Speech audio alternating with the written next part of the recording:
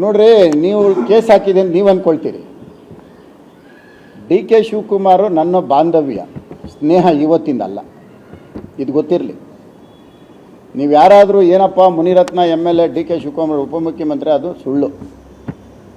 ನಾವಿಬ್ಬರು ಬೆಂಗಳೂರು ನಗರದಲ್ಲಿ ಓಡಾಡುವಾಗ ಇದ್ದಂಥ ವಾಹನಗಳು ಅಂಬಾಸೆಡ್ರು, ಫಿಯೇಟು, ಲ್ಯಾಮ್ರೆಟಾ, ವೆಸ್ಪಾ, ಬುಲೆಟು, ಜಾವ, ಇಷ್ಟೇ ಬೆಂಗಳೂರು. ಆವತ್ತಿನ ಸ್ನೇಹಿತರುಗಳು ನಾವು, ಇದು ಗೊತ್ತಿರಲಿ, ಇವತ್ತಿನ ಸ್ನೇಹಿತರಲ್ಲ. ನನ್ನ ವಯಸ್ಸು 21, ಡಿ ಕೆ ಶಿವಕುಮಾರ್ ವಯಸ್ಸು 21ನೇ ವಯಸ್ಸಿನಲ್ಲಿ ನಾವಿಬ್ಬರು ಸ್ನೇಹಿತರು.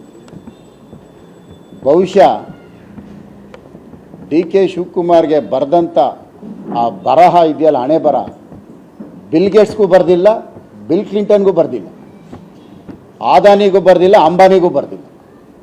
ನನ್ನ ಕಣ್ಣೆದುರುಗಡೆ ಬೆಳವಣಿಗೆ.